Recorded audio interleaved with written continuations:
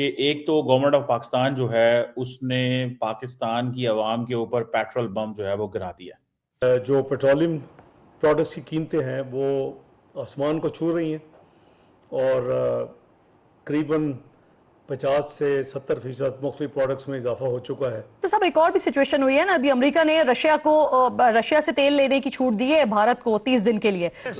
Larry, the world is very well supplied in oil. Yesterday, Treasury agreed to let our allies in India start buying Russian oil that was already on the water. The Indians had been very good actors. We had asked them to stop buying sanctioned Russian oil this fall. They did. Scott Bessent क्या बात कर रहे हैं कि तेल लो। अब वो ये इंडियंस को क्या कह रहे हैं, तेल लो। उनकी तो लॉटरी निकल आई है मोदी की। तेल लो, रिफाइन करो, इंटरनेशनल मार्केट में बेचो। पाकिस्तान के जो माशी हालात हैं उसको लेकर हम पहले ही IMF के निर्गम में हैं। कुछ ऐसी इतलात आ रही हैं कि IMF चाहता है कि पाकिस्तान जो चेंजेस हैं ऑयल प्राइसेस में उनको फौरी तौर पर आवाम को मुंतकिल करे। जो समझदार कंट्री होते हैं वो ज्यादा से ज्यादा रिजर्व करते हैं, लेकिन जो भिखारी कंट्री होते हैं उनके पास कुछ नहीं बचता। और ऐसे में पाकिस्तान के पास जो इस वक्त फ्यूल स्टॉक है वो कहा यह जा रहा है तकरीबन 14 डेज के लिए जो है वो रह गया है। जी हाँ, अब देखिए जनाब, इंडिया को तो अलाउ हो गया। इंडिया को तो उन्होंने कहा है कि भाईजान आप जितना मर्जी तेल खरीदो। पाकिस्तान कहां जाएगा? पाकिस्तान के लोगों का क्या बनेगा? एक देखें, सबसे बड़ी बात मैं बात करता हूं, मुझे जो जिस चीज से इंटरेस्ट है ना वो है इकोनॉमिक सिक्योरिटी। अब बहुत सारे लोगों का ये प्रॉब्लम है कि वो कहते हैं जी इकोनॉमिक सिक्योरिटी। मेरा तो प्रॉब्लम है इकोनॉमिक सिक्योरिटी। मेरा प्रॉब्लम नहीं है कि मिडिल ईस्ट में क्या हो रहा है, पाकिस्तान के 250 मिलियन लोगों को क्या मिलेगा और क्या नहीं मिलेगा। मेरा तो प्रॉब्लम ये है। मुझे तो इस पे सोचना है, मुझे तो इस पे काम करना है। और अगर मेरी आवाम जो है उसके लिए चैलेंज बन गया कि मेरी आवाम जो है वो भूखी रही। आप देखिए ना, ईद आ रही है, रमजान आ गया, हम किधर जाएंगे? आम पब्लिक किधर जाएगी? Just a question. अब कल वो किसी ने कहा जी, उन्होंने कहा जनाब सिंपल मैथमेटिक्स है, सिंपल मैथमेटिक्स है। और मैथमेटिक्स क्या है कि गवर्नमेंट ऑफ पाकिस्तान ने तकरीबन 125 अरब रुपए की दिहाड़ी लगा ली है। ऑयल परचेज किया है 45 डेज अगो एट $60 पर बैरल पे। गवर्नमेंट बेच रही है 327 रुपए पर लीटर। 113 अरब रुपए जो गया है आपकी इन्वेंट्री में प्रॉफिट। जो ऑयल आपने $60 पर बैरल पे खरीदा था वो उसके ऊपर आपने 113 अरब रुपए गवर्नमेंट ने कमा लिए हैं। दी गवर्नमेंट ऑफ पाकिस्तान मतलब इतनी पाकिस्तान से मोहब्बत हो गई हमारी गवर्नमेंट को, और ना क्या इन्हों दे उत्ते तुसी जनाब इन्हों को पैसे कमाओ। अब इसके पीछे क्या लॉजिक होगी, इसके पीछे क्या होगा, क्या मैथमेटिक्स का फार्मूला लगाया इन्होंने? अब जरा सुन लीजिएगा। पेट्रोल की कीमत क्या है? 321 रुपए। टोटल फ्यूल क्या है? डिलीवरी कॉस्ट क्या है? 158 रुपए। गवर्नमेंट टैक्सेस क्या है? 123 रुपए। यार तुसी 23 रुपए नहीं घटा सकते? डीलर कितने कमा रहा है? 15 रुपए। दाएं बाएं के कितने बन रहे हैं? 25 रुपए। पंप के कितना जाएगा? 321 रुपए। ओ भाई यार, यानी कि गवर्नमेंट ने 123 रुपए जरूर लेने हैं। गवर्नमेंट ने हर पाकिस्तानी, यानी कि अगर मैं यहां से 10 किलोमीटर सफर करता हूं ना, 10 किलोमीटर सफर करता हूं मैं, ठीक है, तो गवर्नमेंट जो है वो हो सकता है मेरे से 200 रुपए कमा ले कि तुमने ये इतना सफर किया। क्यों सफर किया? तू करो निकलिया क्यों है?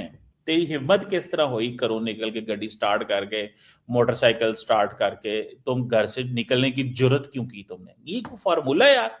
जस्ट इमेजिन, इंडियंस को तो एडवांटेज है, उनके पास तो पड़ा हुआ था तेल, उन्होंने तेल और खरीद लिया।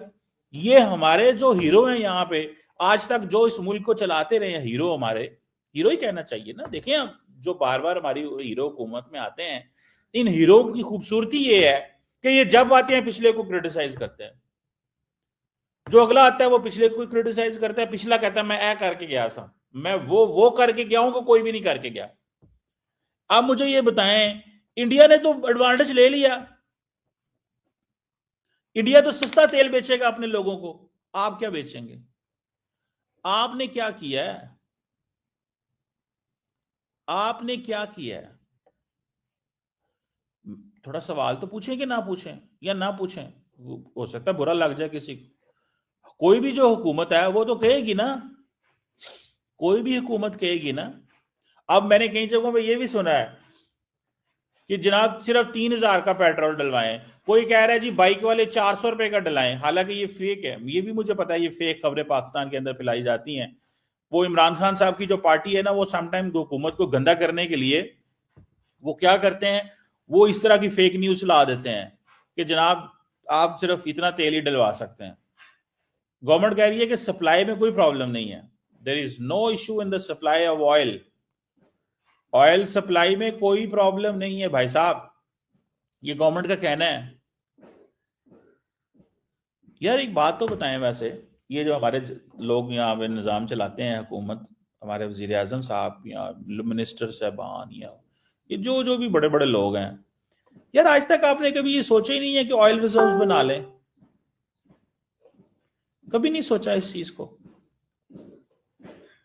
दूसरी तरफ जो पेट्रोलियम मसनूआत की कीमतों में चेंजेस हैं, वज़ीर आज़म ने मंजूरी दे दी है कि उन्हें वीकली बुनियादों पर चेंज किया जाएगा।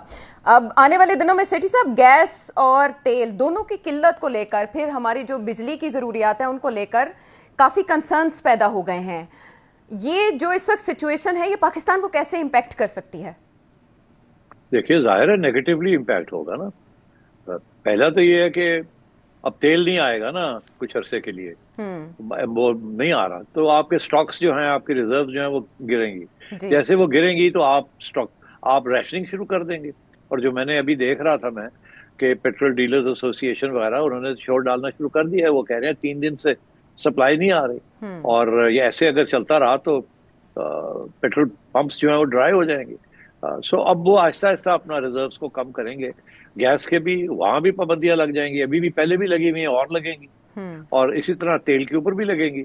और मेरा ख्याल है तेल की शायद कीमत भी शॉर्ट टर्म में बढ़ानी पड़े, जो IMF कह रहा है।